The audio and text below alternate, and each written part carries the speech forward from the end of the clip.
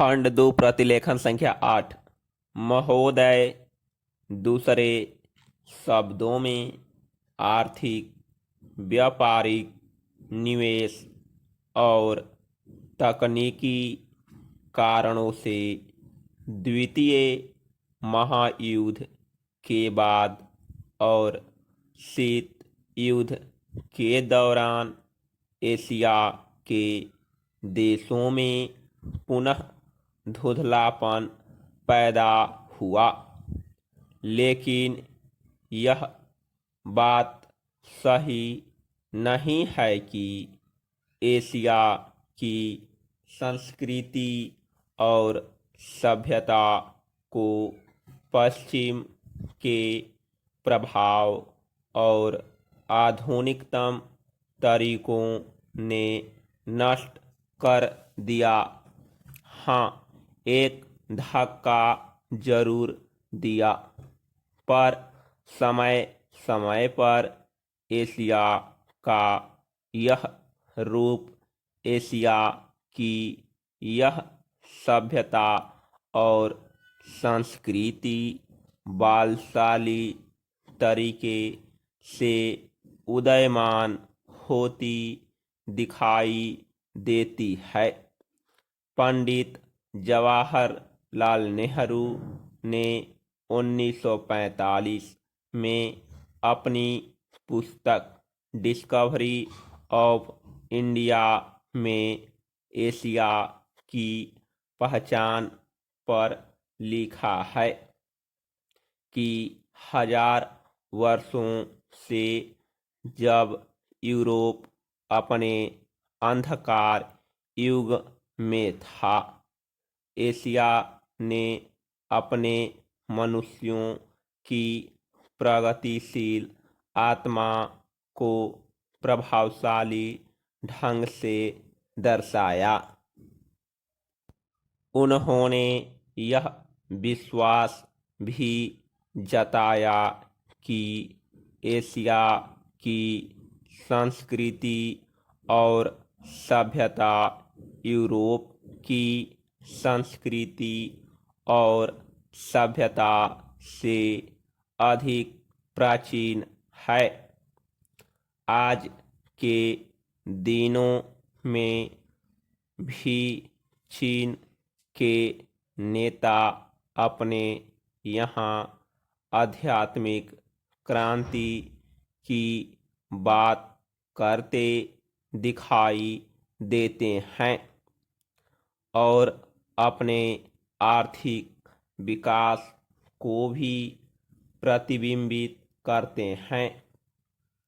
Malaysia के प्रधानमंत्री भी बड़े गर्व के साथ मलेशिया के रास्ते की बात करते हैं और आधुनिकता और पारंपरिक संस्कृति के मिश्रण से मलेशिया का विकास करना चाहते हैं।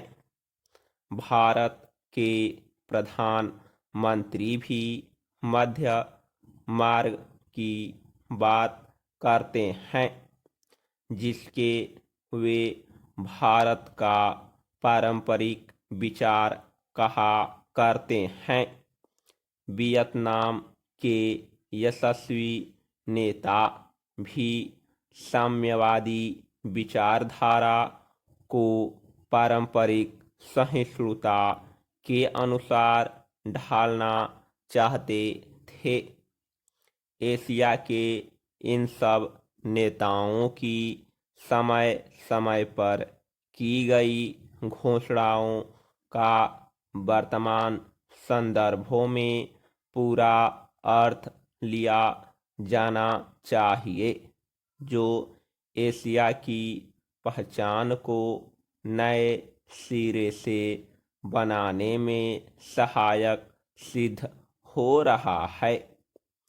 यहाँ यह भी बताना उचित होगा कि हाल के वर्षों में एशियाई देश, विशेष रूप से पूर्वी एवं दक्षिणी पूर्वी एशिया के देश एशिया के सुदृढ़ देशों के रूप में उभरे हैं और इन देशों के आर्थिक विकास की दर विश्व के किसी भी अन्य देश के आर्थिक विकास की दर से अधिक है तथा जिनके आने वाली शताब्दी में विश्व आर्थिक व्यवस्था के निर्माताओं के रूप में उभरने की आशा है। आर्थिक सफलता की इन कहानियों का श्रेय मुख्य रूप से अनुशासित कार्य, किफायत एवं बचत की ऊंची दरों जैसी एशियाई विशेषताओं को जाता है तथा इनसे देशों की जनता के जीवन स्तर में सुधार आया है और एशिया की पुनः खोज जैसा वातावरण बन रहा है। एशिया के देशों में अब आपसी भाईचारे की भावना उभर रही है और इससे ये देश परस्पर निर्भर हो रहे हैं तथा शीत युद्ध के प्रभाव से मुक्त होते जा रहे हैं। हमारी सरकार ने अपने एशियाई पड़ोसियों के साथ बेहतर संबंध बनाने में पहल करके इस बदलते रुख के प्रति सकारात्मक रवैया अपनाया है। इन सब प्रश्नों का जवाब आज उपलब्ध नहीं है, लेकिन सनह सनह इन प्रश्नों में ही इसके उत्तर मिलेंगे। एशिया अपने इन प्रश्नों के उत्तर में एक नए एशिया को जन्म देगा और अपनी एक नई पहचान बनाएगा। यूरोप और अमेरिका के आधुनिक औद्योगिक विकास में फर्क नजर आता है।